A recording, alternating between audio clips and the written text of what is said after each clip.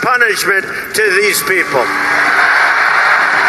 So after a wave of attacks here on U.S. soil, Donald Trump says we need to get a lot tougher with these terrorists. Judge Janine and Jay Sekulow are up next. They have reaction, and also tonight.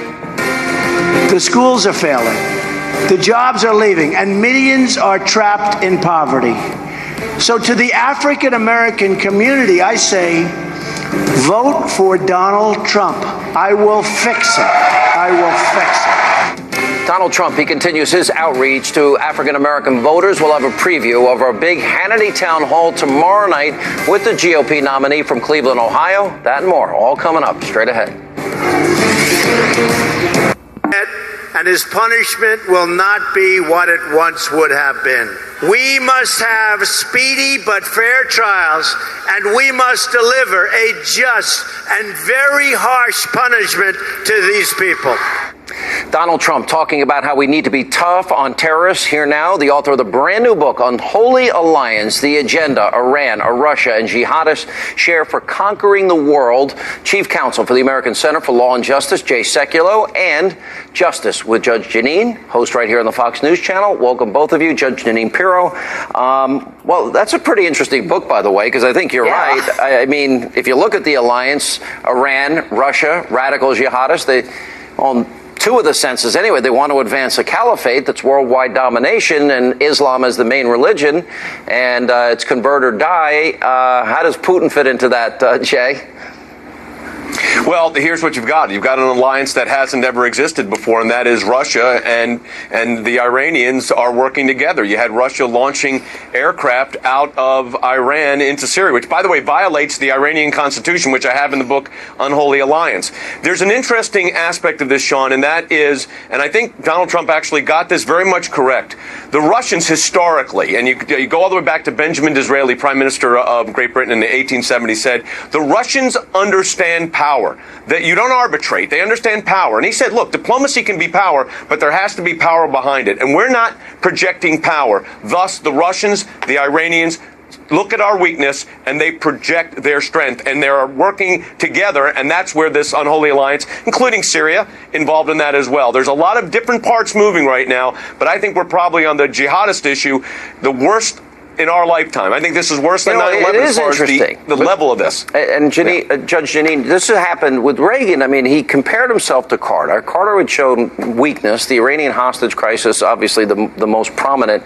And the world had the feeling that if Ronald Reagan won, that the world was going to change dramatically and America wouldn't be weak and timid anymore. And the world was safer as he built up our military. And the concept of peace through strength was proven to be effective. Absolutely, and I think that's what Americans are feeling right now, and I think that's why you're seeing the polls changing dramatically, and how Donald Trump is staying strong, and how he's starting to possibly turn previously blue states red. I mean, Americans are fed up with this. They're fed up with hearing the FBI knew about someone, the FBI knew that this guy was stabbed someone, and the grand jury didn't indict, that nothing happens to these people. These wives disappear. We never hear about any of this ever again.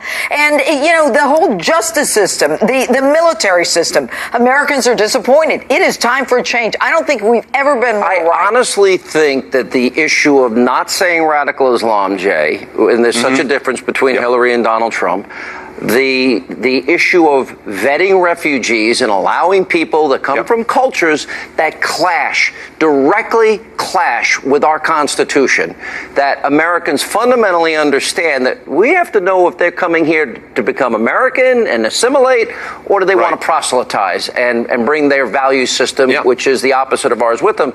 And I also think the issue of the wall. I think it's now clear to Americans that there is a clear and present danger with radical Islamists. How many more incidents do we need to prove it? Well, I mean, look, the Israelis have utilized both, as you said earlier, they've used profiling successfully, by the way, and they have a wall. And they have a wall to protect their citizens. Now, here's the issue, Sean, that I think is front and center on this. I think you're exactly correct. I think what Judge said was also absolutely correct.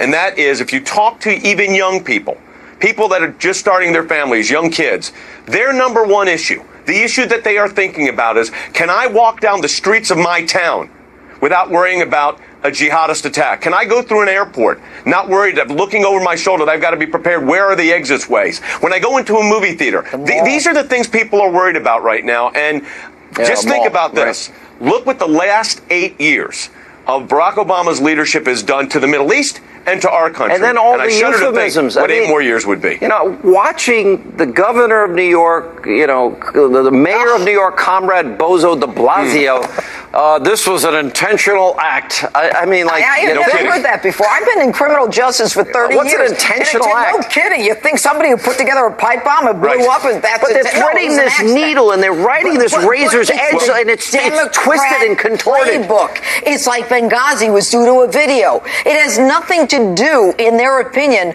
with the terrorism that is coming for us. And so in order for them to protect their positions, they have to say, we're defeating it, and this is just a little of this and a little of that. And I got to tell you, Sean, sounds insane. It is insane. It's insanity. It is. But when we've got these guys beating their wives, you've got domestic violence, you've got them hating gays, and we are bringing them to this country. We think they're going to assimilate. They are not. And what we've got to do is they've got to lose their citizenship. This is a clash of cultures. Exactly. And we either want to be a constitutional republic or we don't.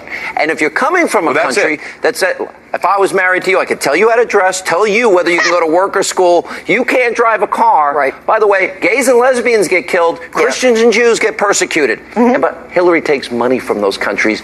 Tens of millions. Okay, she doesn't believe in the Constitution. She doesn't believe in the First Amendment. Look at UN Resolution 1618, where they can limit your speech about someone's religion. Obama, maybe his last speech at the UN, but he started by saying, you know, no one who criticizes Islam should be allowed to be a leader of the future, whatever that line was. And what we've got are people who hate us, and we let them in. We're suckers. You know what? I can see a 9/11-like commission report after the next big attack, Jay. And you know what they're going to mention? They're going to mention New York, and they're going to mention New Jersey, and San Bernardino, and Chattanooga, and Fort Hood, and Orlando, and they're going to say they were at war with us. We weren't at war with them again. We're making the same mistakes we made in the lead up to 9/11-01. We have a pre-9/11 mindset under Obama and Hillary. And Sean, we've got the paradigm is absolutely backwards. The president and his administration starts with the proposition that these are not acts of terrorism. These are intentional acts. No kidding, by the way.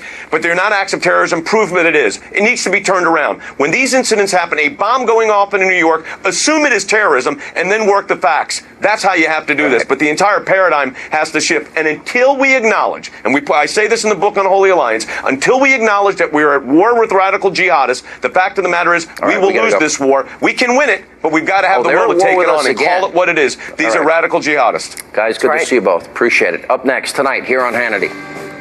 The schools are failing. The jobs are leaving, and millions are trapped in poverty.